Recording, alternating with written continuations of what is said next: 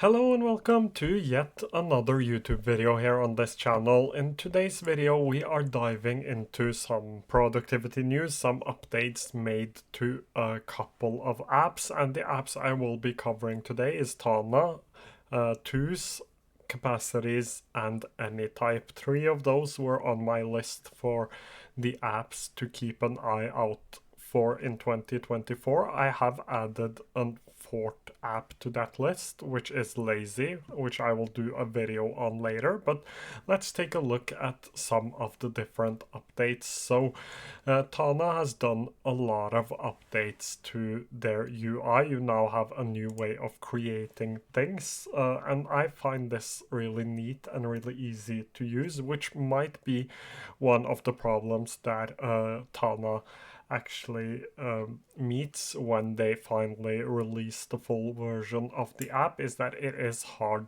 to learn and it is hard to use. But this is a step towards the right direction. We can create a new node inside of here, and it will be placed in your today node. I think it's a note. Anyways, it will be placed in your today page, and here you can add the different tags you wanted to, and you can start writing and you can indenting and so on. So this is a cool new feature which I like a lot, and which makes it a lot easier to use the app. The second thing is this new search right here, which I also like. They have improved the search functionality inside of the app, which is again another great thing if you are going to or if you end up taking a lot of notes. You want an application that is able to actually find the exact things you are looking for, and improving the search is actually a great way of doing that. And this search inside of Tana has been or become a lot better. So this is something I like, and that's two of the major updates. They have done some smaller updates as well, but they are small UI UX improvements which I won't dive too much into in this video. But it is fun to see Tana continue to improve and become better and better. That is really exciting to see. And as I said, this is one of the hyped apps for the last couple of years, and I think it will still be one of the hyped apps in the next upcoming years. The next one is Tools, and Tools has added a streak, so you can now have streaks, and I am so terrible at maintaining a streak. I struggle with this inside of my habit tracker as well. I lose streaks simply because I forget to write things down, or I forget to mark things as done. But you now have streaks, which is a great way for you to sort of gamify writing things down and writing things every single day. And this goes towards the idea of Tools and what they want to become, and that is the best place to just simply write things down. And having something like this actually improves that a bit as well. For some people like myself, this isn't actually a major thing. I will write things down as I have used, as I have done before, but it adds a little bit more of gamification to the application, and we already have these badges here as well, and streaks allows for new badges to be collected. So you have 1, 3, 7, 14, 30, 60, 120, and 365. If anyone is able to write things down 365 days in a row, please do let me know, because that isn't something I am able to.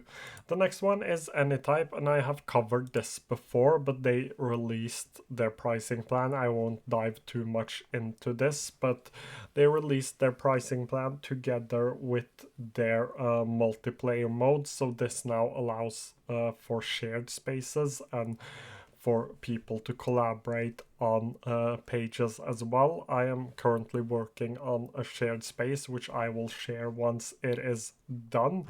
Unfortunately, I don't think it will be done in May because there are just so many things happening in May. Anyways, this allows now for collaboration inside of Anytype, and it is going towards the goal of Anytype of becoming the sort of the OS, the operating system of Web3. I think that's their main goal. It still allows for people to use it for knowledge management, but that is not the main goal of Anytype, and this takes it more towards their main goal. I have covered a lot of this in one of my videos, so I will just link it up here so you can check that out. That's where I dive more deeply into this and what it means to become a member of the network. But this, just like Tana, takes Anytype closer to where it wants to be, and it is something I am really excited to see. So the last app I wanted to talk about is actually Capacities, and Capacities want to become offline first. They also wrote that on their Twitter right here. We recently committed to transforming Capacities into an offline first application. This was a big step, and here is why. Let me just open this up. So there are multiple reasons for why people want an offline first application. I personally use offline first applications all the time because I hate that loading circle of death.